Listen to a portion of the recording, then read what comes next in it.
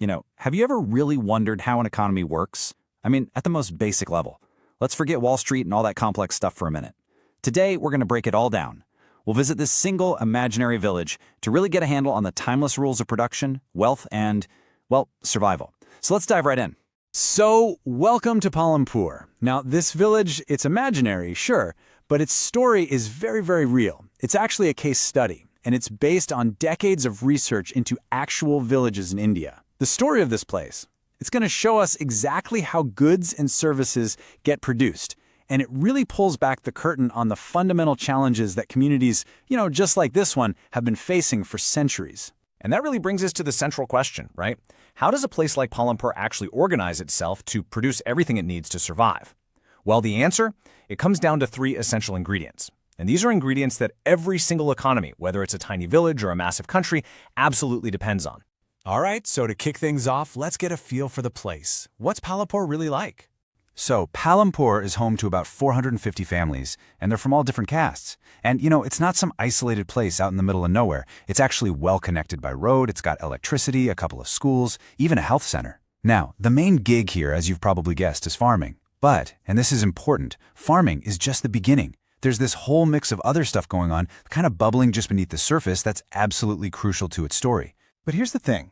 For farming to be the main activity, the villagers face this huge, fundamental challenge. It's one that pretty much governs every single part of their economy, and that's the land itself. Okay, here's the crucial point.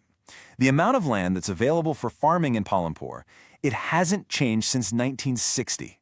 Think about that. You can't just make more land. This is the classic economic problem of scarcity, right? And it's this one single constraint that ends up shaping literally everything else in the village's economy. And this introduces our very first official factor of production. In economics, when we say land, we're not just talking about dirt. It's the whole foundational natural resource. So for Palampur, land means the fields. Yeah, but also the water, the forests, basically everything that nature provides to get production going in the first place. So, this is the exact puzzle the villagers had to solve. If your most important resource is fixed, what do you do? How do you get more from it? Well, it turns out they came up with two pretty brilliant solutions. Okay, so the first strategy is something called multiple cropping. And this was a game changer. Because electricity came to the village pretty early, they could power these electric tube wells for irrigation. That meant they weren't just depending on the rain anymore. And this allows them to use the very same piece of land to grow different crops all year round. So for example, they'll grow jowar and bajra during the rainy season, then potatoes in the autumn, and then wheat in the winter. It's an incredible way to make one field basically act like three. But you know what? Multiple cropping was just the beginning. The second solution was way more radical. It would change absolutely everything. We're talking about a full-blown revolution in farming. So this revolution, it created this really stark choice. It was like a fork in the road. On one hand, you have the old way, right? Traditional seeds. They were reliable, sure, but the yields were pretty low. On the other hand, you have this brand new, modern method that came with the Green Revolution. This meant using special high-yielding HYV seeds. They promised these massive harvests, but they also demanded a lot more. Way more water, and new things like chemical fertilizers and pesticides. And that's the key thing to understand. It wasn't just about switching the seeds. It was a complete system. To get those crazy high yields, you absolutely needed the whole package. The special seeds, yeah, but also massive amounts of water, chemical fertilizers, and even new machinery, like tractors and threshers to make it all work efficiently. I mean, it's a complete technological overhaul of farming. But did it actually work? I mean, really? Well, the numbers kind of speak for themselves. With the old traditional seeds, a farmer in Palampur could expect to get, say, 1,300 kilograms of wheat from 1 hectare of land. But with the new HYV seeds, that number skyrocketed to 3,200 kilograms. That is more than double the output from the exact same piece of land. Just a stunning success. But this incredible productivity came at a cost, a hidden cost. Scientific reports started showing that using all these chemical fertilizers year after year led to a loss of soil fertility. And the constant pumping of groundwater for all that irrigation, it started depleting the water table. The scary part is these environmental resources, once they're destroyed, are incredibly difficult, sometimes impossible, to get back. Okay, so we've covered the land, and we've covered the technology used to work that land. But in economy, first and foremost, it's about people. And in Palampur, the human side of this whole equation is every bit as complex. In this chart, wow, it is incredibly revealing. It shows us that land, the village's #1 resource, is distributed very, very unequally. A full third of the families, that's 150 of them, are completely landless. They own nothing. Then you have more than half who are small farmers just working these tiny little plots. Meanwhile, this small group, just 13% of the families, these are the medium and large farmers, they control most of the land. This inequality, it's a really critical piece of the puzzle here. And this deep inequality in who owns the land, it brings us directly to our second factor of production, labor, right? After you have land, you need people to actually work that land. Labor is just the human effort, both physical and mental, that goes into making stuff. So in Palampur, this means everyone from the farmhands working in the fields to the teachers in the schools.